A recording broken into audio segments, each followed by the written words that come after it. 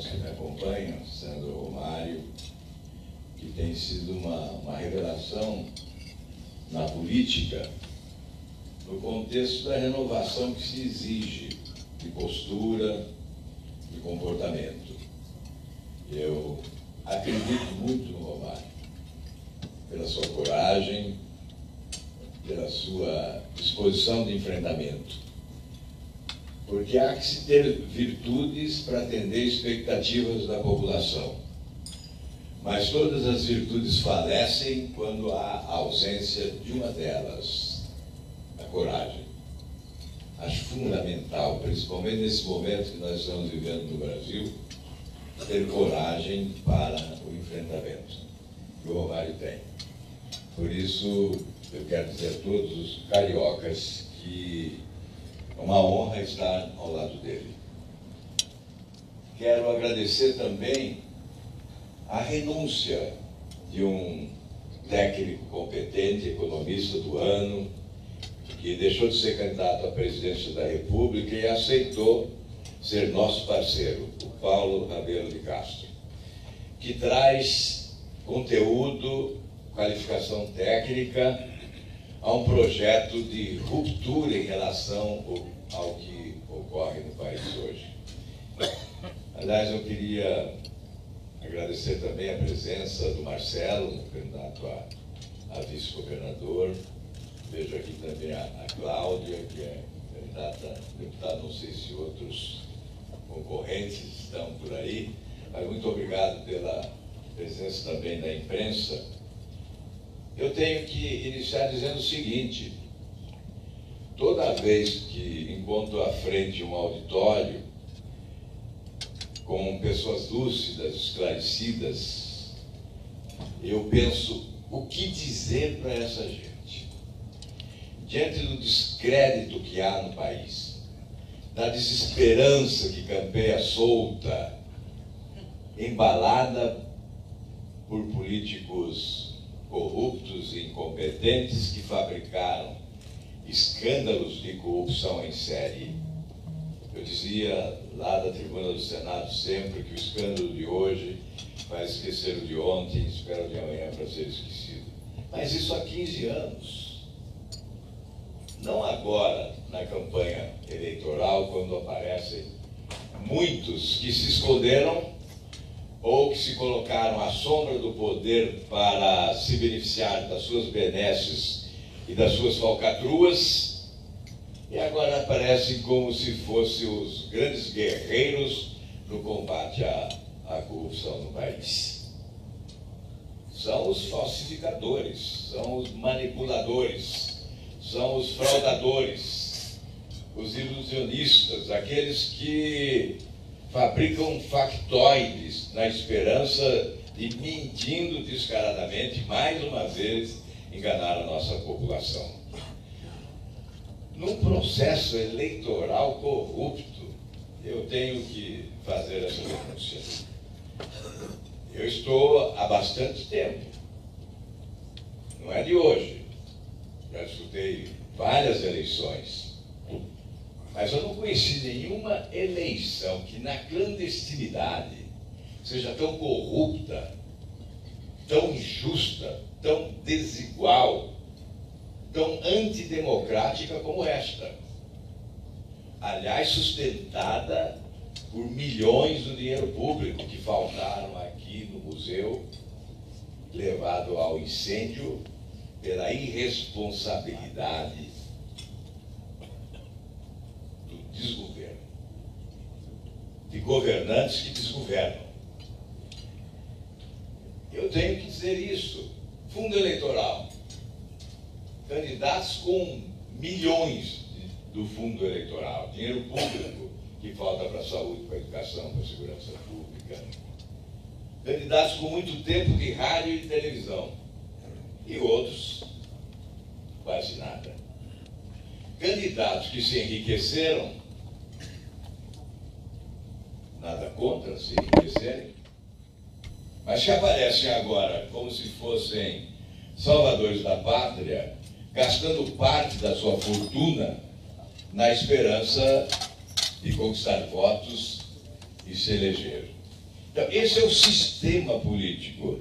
Agradeço aí a presença do pastor Everaldo, presidente do PSC, que nos honra, candidato também ao Senado da República, nos honra com a sua presença, preside o partido aliado, o PSC.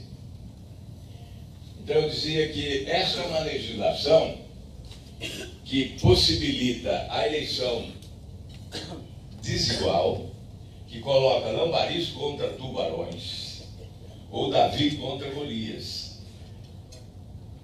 É o retrato do Brasil das desigualdades. Porque se nós caminhamos pelo Brasil, nós ficamos impressionados com as potencialidades econômicas. Eu nem diria com as belezas naturais que fascinam a humanidade, e o Rio de Janeiro é o nosso cartão postal mais impressionante, mas as potencialidades econômicas. Há poucos dias eu sobrevoei Minas Gerais e vi as montanhas ricas e lá embaixo um povo pobre. Como um país como o nosso, um país próspero, um país rico, como esse país possa abrigar uma ilha de prosperidade, de abastança, de fortuna, de fartura, em meio a um imenso oceano de dificuldade, de pobreza, de miséria, onde estão mais de 52 milhões de brasileiros abaixo da linha da pobreza. E quando afirmam que temos 13 milhões de desempregados, afirmam equivocadamente, porque certamente são muito mais os desempregados no Brasil. Nós temos, de 14 a 25 anos, 23% dos jovens que não estudam e não trabalham, 11 milhões. Temos apenas 33 milhões de carteiras de trabalho assinadas, com um potencial de mais de 90 milhões de brasileiros aptos ao trabalho. Portanto, este é um país das desigualdades sociais, que decorrem da desigualdade de oportunidades, que por sua vez é consequência da desigualdade de todos nós diante da lei, porque não somos iguais perante a lei. Essa é a razão de pregarmos a refundação da República, que significa a mudança do sistema vigente.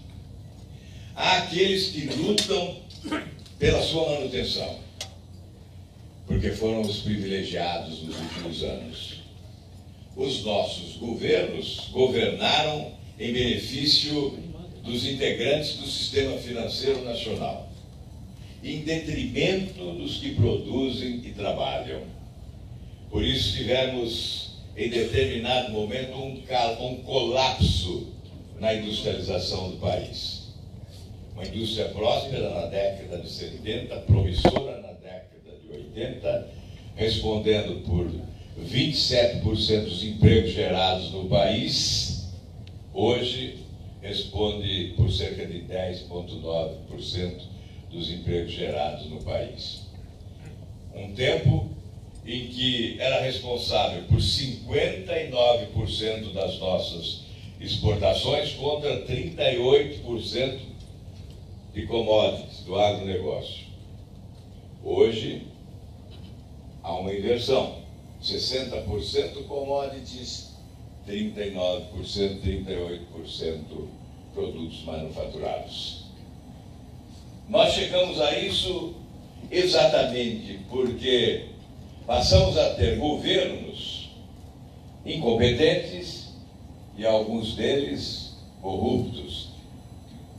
De 98 para cá, em 98 a carga tributária brasileira correspondia a 26% do produto interno bruto. Os buracos abertos pela incompetência e pela corrupção passaram a ser tapados com aumento de impostos. E chegamos em 2007 com 33% do PIB de impostos. A carga tributária bateu no teto, não era possível mais aumentar impostos para tapar os buracos abertos pela incompetência e pela corrupção, e o governo adotou a estratégia de endividar o país. Passou a emitir títulos públicos para a rolagem de uma dívida que crescia. E se em 2008 a dívida era de 1.326 bilhões de reais, agora em 2018 ela chega a 5.156 bilhões de reais. Antes 56% do PIB há 10 anos, agora 77,2% do produto interno bruto. O que fizeram com o Brasil? A administração desta dívida pública brasileira sem transparência alguma. As tais operações compromissadas que o governo realiza na clandestinidade a pretexto de enxugar o mercado e promover liquidez, e retira dos bancos os recursos com a emissão de títulos públicos com taxas de juros elevadas. Essas operações compromissadas chegam a 1.144 bilhões de reais. Eram 250 bilhões. Hoje, corresponde a mais de 16% do produto interno bruto. O melhor negócio do mundo para os bancos. Nós temos 12 dealers que são responsáveis pela rolagem da dívida. 9 bancos e 3 corretoras autorizadas. São privilegiadas. Eu pedi uma auditoria da dívida pública ao Tribunal de Contas da União. E o Tribunal de Contas revela algumas distorções, embora auditoria superficial, sem profundidade, mas revela distorções importantes para que nós possamos entender o drama que os brasileiros vivem. Na Lei de Responsabilidade Fiscal, que eu fui relator no Senado, há um dispositivo que impõe a instituição de um Conselho de Gestão Fiscal. Esse conselho não foi instituído. Há que se propor agora, e o Tribunal de Contas sugere, uma investigação mais aprofundada sobre as operações compromissadas e os seus prazos. Porque há a suposição de que essas operações compromissadas estão sendo utilizadas para a rolagem da dívida pública brasileira.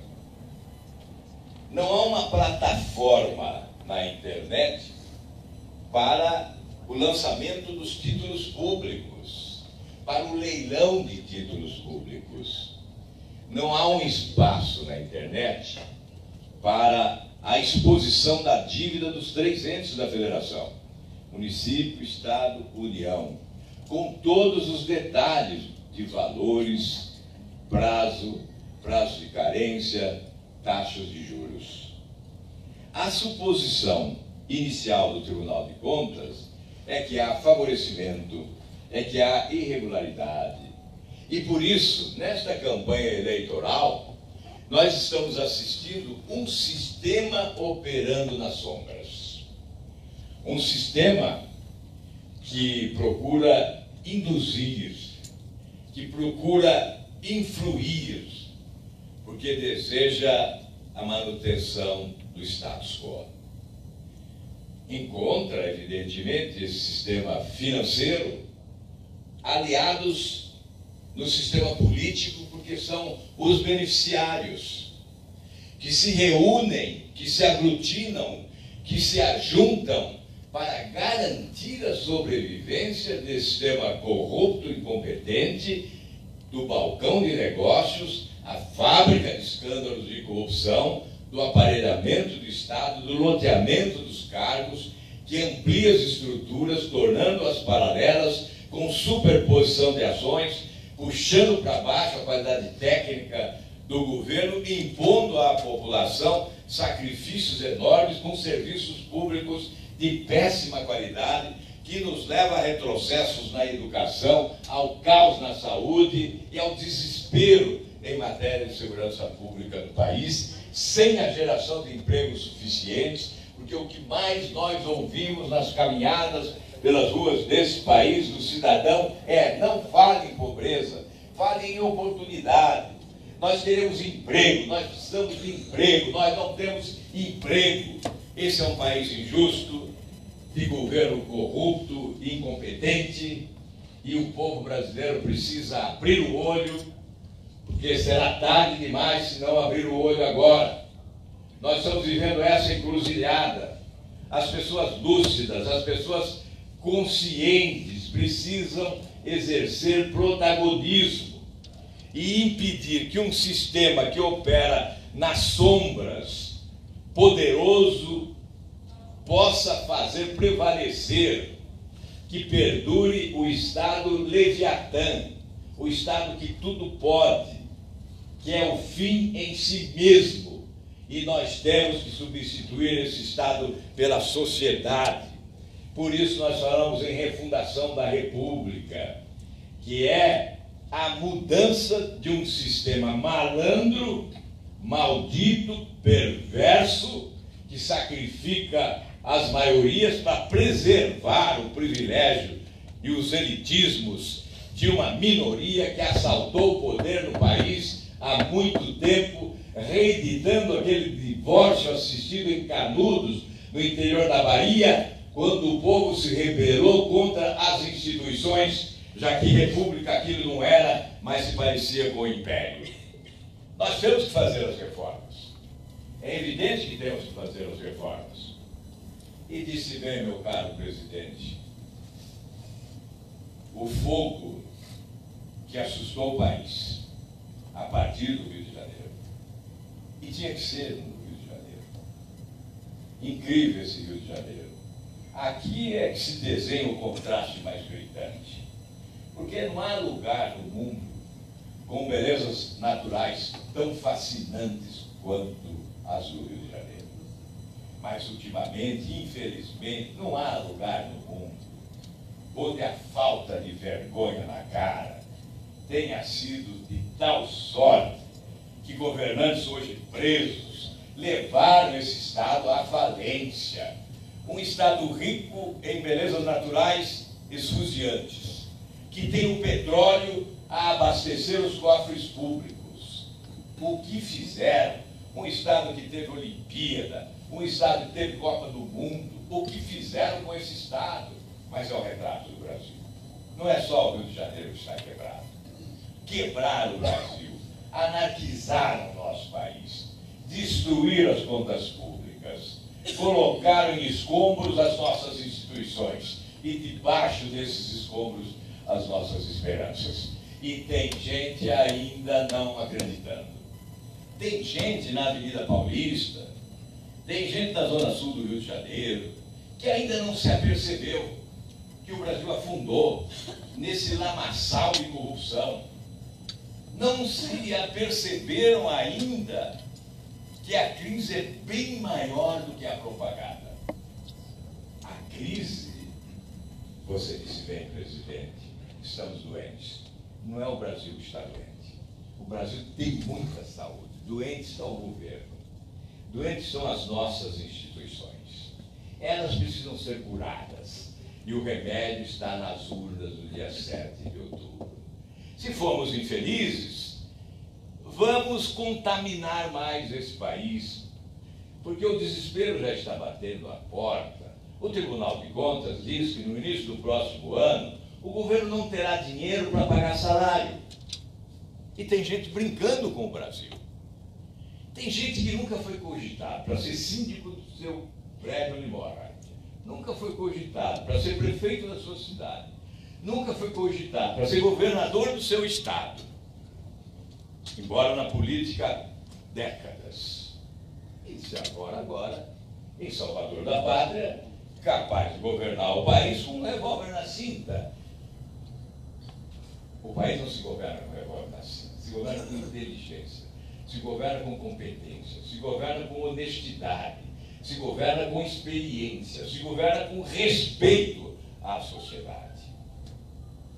Ou nós decidimos o nosso futuro com inteligência, ou vamos plantar mais dificuldades, mais sofrimento. E nós somos responsáveis, porque nós somos privilegiados.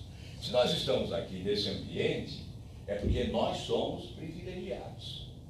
E temos que ter olhos para ver aqueles que são despossuídos, que estão sendo maltratados, que estão sendo castigados em lares que não lhes pertencem e sujeitos ao despejo a qualquer momento.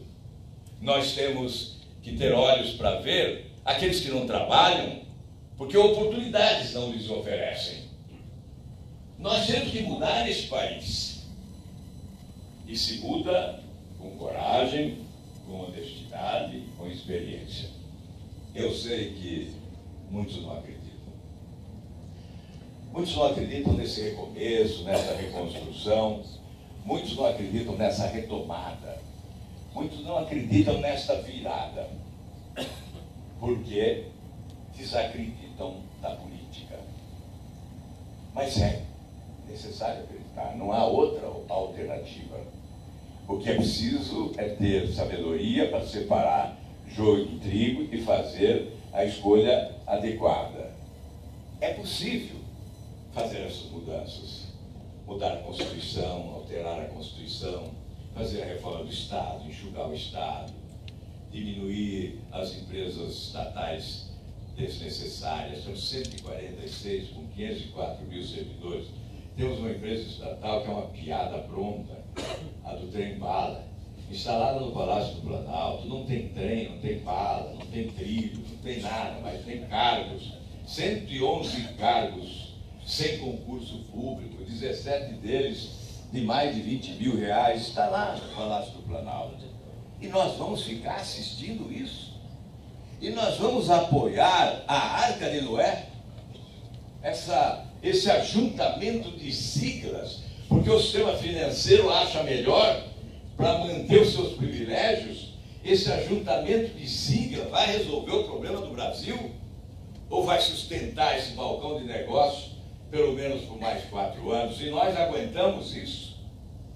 Esse incêndio que ocorreu aqui é a consequência da irresponsabilidade. Queimaram 2 séculos de história, memória, arte e cultura, a história desse país em chamas pela irresponsabilidade, pelo desgoverno. Há quanto tempo pedem recursos para a restauração do museu?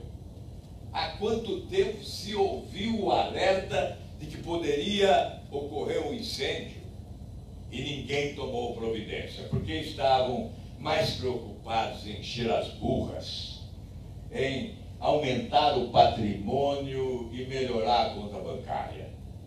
Não estavam preocupados com o país, não estavam preocupados com o povo brasileiro. E hoje eu vejo, infelizmente, parte da elite olhando só o seu próprio umbigo, parte da elite querendo sustentar essa situação dramática que o país vive para dela se beneficiar. Não pensam no Brasil, não pensam no futuro. Eu gostaria, já que falei do déficit, que foi sustentado inicialmente pela carga de impostos, o aumento de impostos, depois pelo aumento da dívida, para tapar os buracos da incompetência.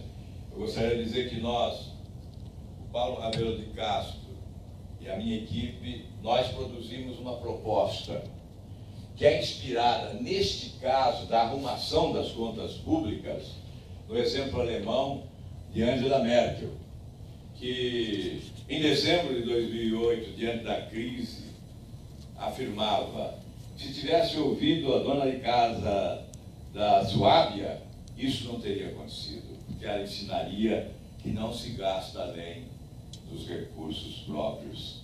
A médio e longo prazo isso pode ser tragédia. É o que ocorreu no Brasil. Gastaram sempre além dos recursos possíveis.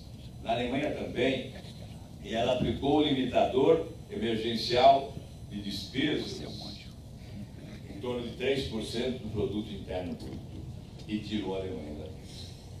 Depois veio o Obama e aplicou o mesmo recurso. Agora nós queremos aplicar também esse recurso. seria um limitador emergencial de despesa da ordem de 10% não linear no primeiro ano.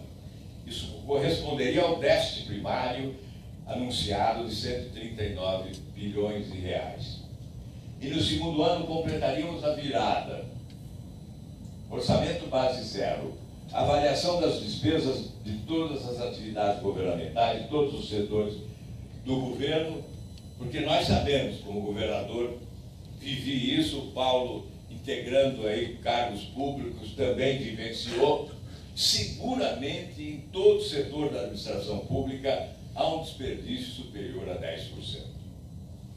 Com esse balanço, com essa justificativa de despesa, orçamento base zero, nós vamos dar a virada para o superávit. No Brasil, essa virada corresponde a 2,5% do PIB. É o que pretendemos fazer, é o que faremos chegando lá. Isso haverá de ser feito logo no primeiro momento. Em relação à iniciativa privada, quero ser presidente, Paulo, para ao seu lado anunciar ao Brasil: tire os recursos da gaveta, tire os recursos da conta bancária, volte a investir. Agora haverá regulação competente, oferecendo previsibilidade. Haverá segurança jurídica. Nós temos para este ano de 2019 365 medidas de desburocratização a partir da obtenção do CNPJ. Não será mais difícil exportar. Vamos incluir o Brasil também nas cadeias globais, com a micro, pequena e média empresa exportando, com as facilidades que o governo deverá oferecer, com a orientação técnica que o governo terá que oferecer, para desmistificar que exportar é tão difícil assim, porque não é. E vamos combater a corrupção. Agora dizem que esse é o meu único discurso, combate à corrupção. Se fosse, já seria suficiente. Não é o único, mas é o principal. Eu combato a corrupção não na campanha, desde sempre. Quando governador, prendi 28 pessoas usando a prisão administrativa, um expediente à época constitucional existente. Anulei licitações fraudadas, acabei com cartéis, anulei aposentadorias imorais, eliminei privilégios, abri mão dos meus próprios privilégios para ter autoridade. Nunca recebi aposentadoria de ex-governador, seriam 10 milhões de reais na minha conta bancária. Não recebo auxílio moradia, não recebo verba legislatória, porque nós temos que mudar o Brasil a partir do andar de cima, acabando com os privilégios das autoridades. Vamos fazer sim a reforma da Previdência, mas não aquela que vai colocar a mão no bolso do aposentado, a mão no bolso do trabalhador.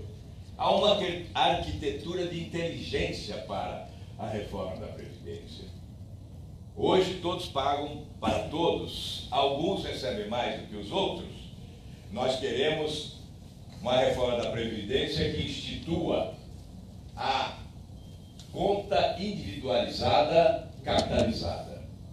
Cada contribuinte terá a sua própria conta e depositará para si mesmo. Poderá depositar o da lei ou, se desejar, mais do que a lei impõe, para assegurar uma aposentadoria ainda melhor ao final da sua existência. E capitalizaremos com um fundo, um fundão, chamado fundão, com recursos também de ativos das empresas estatais. As empresas estatais pertencem à população. Elas devem ser devolvidas para a população.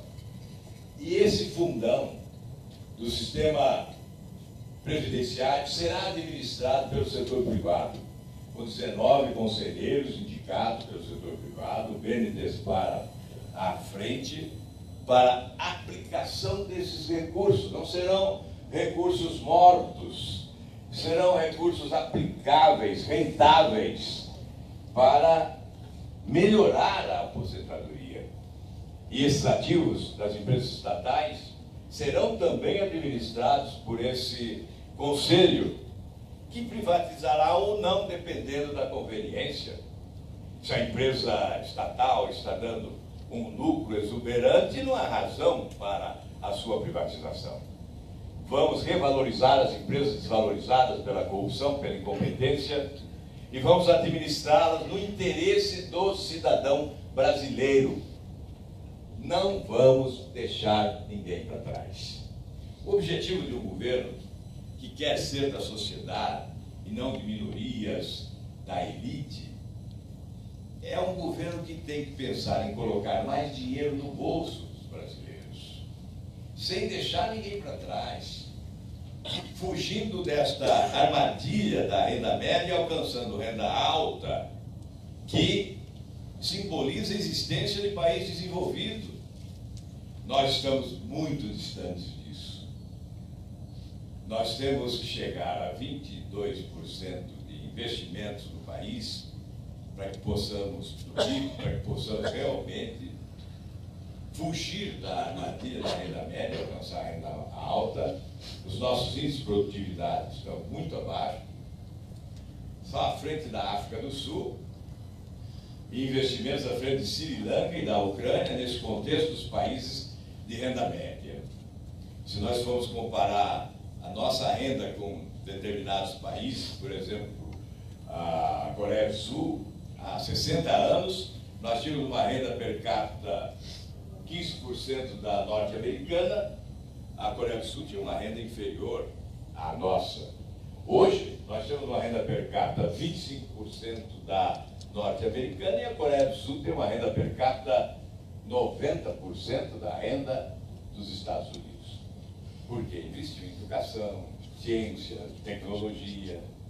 E se nós quisermos chegar a 22% de investimentos, teremos que investir em ciência, em tecnologia, inovação, para elevar os nossos índices de produtividade.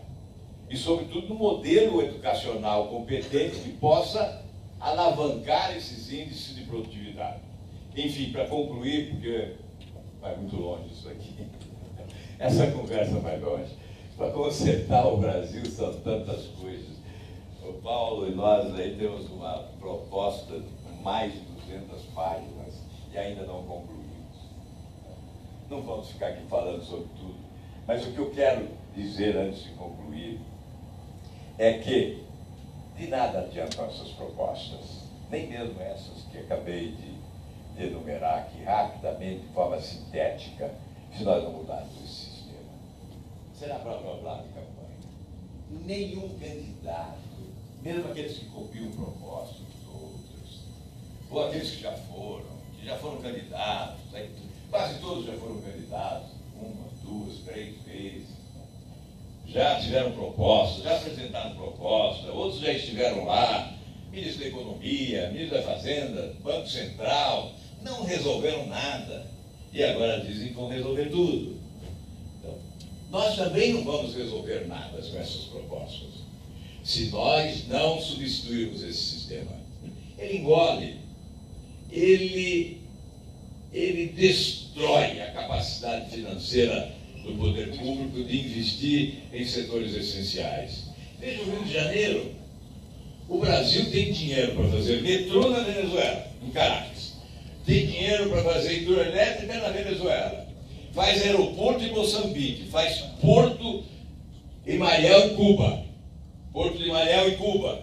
Com dinheiro do BNDES, que é do Tesouro Nacional. Transferido do Tesouro Nacional, transferido dos trabalhadores, FAT, FGTS, PIS/PASEP, transferido com taxas de juros de 3% a 6%, enquanto o governo pagou taxa de juros de 13% a 14%, e nós, brasileiros, pagamos a equalização dessas taxas. Isso significará até 2040 324 bilhões de reais para fazer essas obras lá fora e alimentar ditaduras corruptas e sanguinárias, mundo afora. E não fazemos aqui. A Baía de Guanabara, há quantos anos se fala na sua despoluição? A de Sepetiba, a de Piratininga, ou o Rio Tietê lá em São Paulo. Há quantos anos se fala no metrô de Belo Horizonte? E nada acontece no Brasil. Mas lá fora acontece. Nós temos que estudar, sim, o Romário sabe disso, e nós vamos estar juntos, se Deus quiser.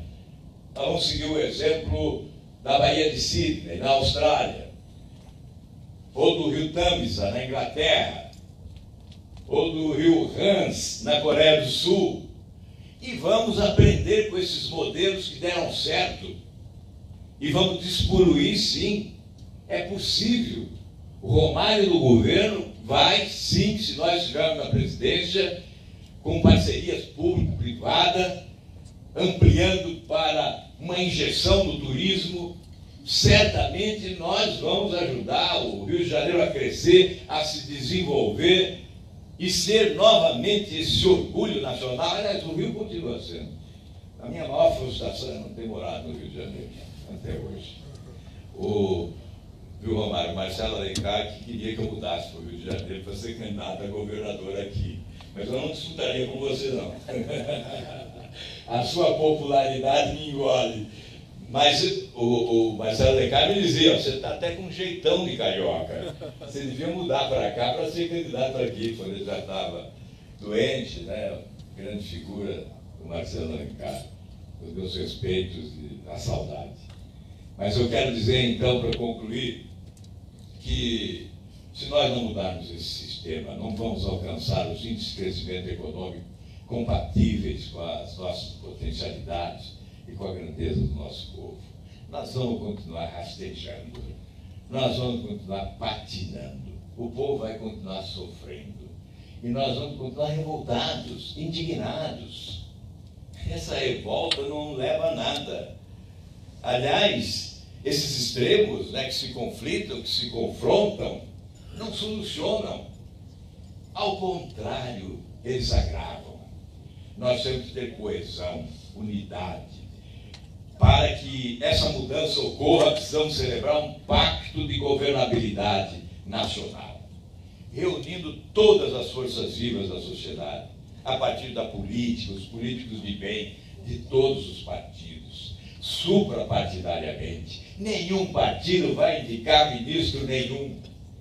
Vamos escolher os melhores, e todos os homens e mulheres de bem deverão apoiar para tirar o país da crise. As religiões, as crenças, as instituições, as universidades, as associações, entidades, sindicatos, federações, confederações, todos serão convocados para esse mutirão de mudança no Brasil. Um governo que tem que ter competência, sim, coragem de mudar, gestão capaz, mas tem que ter a capacidade de se comunicar com a população para convencê-la de que é possível mudar o Brasil para melhor, e nós vamos mudar. Já que falei demais, vamos reviver a fé perdida nessa estrada da decepção. E talvez alguém que já se foi há muito tempo, e certamente estaria muito triste hoje contemplando as fotografias desse incêndio que mata parte da nossa história, ele certamente cantaria aqui a sua canção. Me refiro a Raul Seixas. O Brasil não acabou. Tenha fé na vida, tenha fé em Deus e tente outra vez. Nós vamos tentar. Muito obrigado a todos vocês. Fico à disposição para responder. Muito obrigado.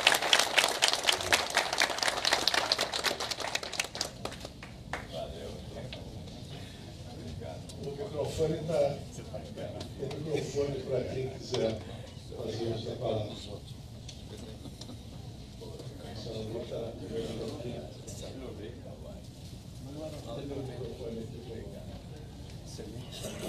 O Alberto veio para cá porque acho que a integração é para você não também. Okay. Eu fico aqui. É isso. Eu fico aqui. Tá bom. Tá bom. Parabéns pelo discurso, foi empolgante. Eu, como membro do Conselho aqui da Casa, queria entender um pouco das ações do senhor como presidente a respeito da segurança no Rio de Janeiro. Porque a questão da segurança no Rio de Janeiro passa por tudo. Passa pela educação, passa pela indústria, passa pelo comércio, passa pela política. Quais serão as ações aí integradas com o nosso horário que o senhor pretende implantar? Realmente você colocou bem, porque a questão da segurança começa na primeira infância. Então nós somos muito atrasados. Como começa na primeira infância? Investimento na primeira infância, de 0 a 6 anos, para educação adequada, saúde, alimentação. Porque certamente o investimento na primeira infância tem um retorno real na primeira infância. O retorno é de 12 a 13, conforme especialistas dizem, inclusive um amigo do Paulo Rabelo, que se chama James Heckman, que é um sueco, prêmio Nobel da Economia. Ele afirma que a cada real investido na primeira infância tem um retorno de 13, 12, e tem gente que tem até mais. Mas seguramente influi nos índices de corrupção e nos índices de violência. Influi nos índices de produtividade do país. Melhora, é claro, o itinerário escolar, melhora o salário, melhora a qualidade do emprego. Portanto, esse é um investimento essencial. Aí na nossa proposta das metas, aí 19 mais 1, é prioridade absoluta. Assinei compromisso com o Unicef, assinei compromisso com outra entidade da área. Nós vamos investir vigorosamente em primeira infância. Isso vai reduzir a violência lá na frente, mas nós temos que reduzir agora. Não é lá na frente. Agora nós temos que começar lá na faixa de fronteira. A violência começa lá e explode aqui, no Morro Carioca. Começa lá na faixa de fronteira, com aquela liberdade toda, fronteira aberta, disponível, passa droga, passa arma, armamento pesado, e não há monitoramento, não há investimento em inteligência. Lá tem um tal de CISFROM, que já lançaram há muitos anos, 5% de execução. Adiaram agora o cronograma. Eu fui lá no comando da polícia, do comando lá em Foz do Iguaçu, acho que é o 14º comando do Exército, e disseram que o cronograma foi adiado para 2035, imagine. Vamos solucionar, Romário, para 2035 a violência no Rio de Janeiro? Aí você vai ter o pedido de impeachment solicitado. Nós temos que antecipar esse cronograma. Vamos antecipar esse cronograma, é fundamental. O Exército na faixa de fronteira, sem dúvida, no mutirão, Exército, Polícia Militar, Polícia Civil, Polícia Federal, Receita Federal. Nós temos 17 mil quilômetros de faixa de fronteira. Uma outra questão é drogas.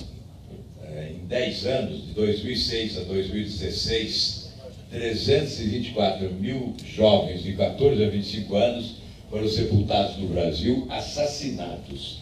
E segundo os especialistas, inclusive o comandante do Exército, Pedro General Vilas Boas, mais de 80% dos assassinatos no Brasil vem da droga. Então nós estamos imaginando instituir uma frente latino-americana de combate à produção e ao tráfico de drogas. Certamente, se nós reduzirmos a produção e o tráfico de drogas, estaremos reduzindo a violência. Se nós reduzirmos o contrabando de armas, estaremos reduzindo a violência.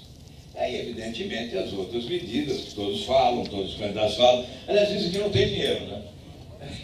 Eu tenho que rir, né? Porque não tem dinheiro para nada. Mas sabe para onde tem dinheiro? Para alimentar o sistema financeiro. É para lá que vai. Esse ano seria 1 trilhão e 800 bilhões para rolar a dívida pública do Brasil. 1 trilhão e 800 bilhões é a metade do orçamento. Então é evidente que nós não vamos tirar do orçamento 1 trilhão e 800, porque não há como tirar. Então vai rolar, vai emitir títulos. E os banqueiros vão ficar felizes, né? Aliás, 4 grandes bancos, ou 5 dá 94% do crédito no Brasil. 4, 82%. Eles é que definem as taxas de juros, não é o Banco Central. Mesmo de cartão de crédito, em 2016 o brasileiro pagou 452% de juros do cartão de crédito. Quem definiu isso? Foi o Banco Central? Não, foram os banqueiros. Mas lá em Portugal, quem define? É o Banco Central português, que define hoje para o próximo trimestre. Lá, 16% ao ano. Portanto, é possível, o Brasil é bom pagador, é possível baixar as taxas de juros E é possível ter dinheiro, sim, para a segurança, e vai ter. Eu cheguei a aprovar um projeto no Senado que impõe obrigatoriedade na aplicação do total dos recursos provisionados no orçamento para a segurança pública, porque a execução é pífia. Não aplicam 20% do que está no orçamento. E nós colocamos lá: a não aplicação da totalidade dos recursos implica impeachment do presidente da República e do ministro da Justiça. O Senado até aprovou o projeto, mas chegou na Câmara, a gaveta segurou. Não anda. Então, nós temos 3 itens fundamentais: financiamento, capacitação e indução de políticas corretas, mas uma política de segurança pública de Estado e não de governo. Pode ser uma pergunta aqui? E olha, aqui no Rio nós vamos ser parceiros do Romário no combate à violência. Armamentos pesados para a polícia. O bandido vai voltar a ter medo da lei. Porque no Brasil, a autoridade afrouxou. O grande problema é a falta de autoridade. Quando a autoridade não se impõe, a marginalidade se sobrepõe. Os marginais se consideram mais poderosos que as autoridades constituídas. Então, impondo autoridade, você afugenta a marginalidade. Pode ter certeza disso. Nós vamos fazer com que os bandidos tenham medo outra vez da lei nesse país, porque hoje eles brincam e debocham das autoridades e da lei no Brasil. Uma pergunta. A sua proposta quanto a esses tributos, a dificuldade que você tem com as empresas, você abrir uma empresa, é uma coisa do novo. Qual é a sua proposta? Por favor. Pois não, Sandro. Gilberto Gomes. Ao Gilberto Gomes, tá bom, Gilberto, olha, na verdade, é tudo difícil, né? Abrir empresa é difícil, fechar empresa é difícil, pagar imposto é difícil, exportar é difícil, importar é difícil, registrar uma patente é difícil, você leva 11 anos, 12 anos para registrar uma patente, para registrar um defensivo agrícola, você leva 7, 8 anos, então, tudo é difícil. E eu ouço falar em desburocratização há muitos anos, eu era criança. O Hélio Beltrão foi ministro da desburocratização. O Hélio Beltrão, veja só o que eu fui lembrar. Então, é tanto tempo, sabe, que dá até constrangimento falar que nós vamos resolver o problema. Mas está aqui o Paulo, que tem uma grande experiência disso, elaborou uma proposta, já no primeiro ano, 365 medidas de desburocratização. E a reforma tributária que nós pretendemos é uma reforma que vai eliminar 6 impostos, substituindo 6 impostos por um, que será o imposto de bens e serviços, ou tal IVA que chamam por aí, é semelhante, e nós vamos tributar mais na renda e menos no consumo. Hoje, 50% é no consumo. Isso atinge a camada mais pobre da população. Na verdade, proporcionalmente, os pobres estão pagando mais impostos no Brasil do que os poderosos. Então, nós temos que mudar isso. A regra tem que ser na renda, mais na renda, menos no consumo. Menos no consumo significa que o cidadão vai consumir mais. E, portanto, o comércio vai vender mais, a indústria vai ter que produzir mais.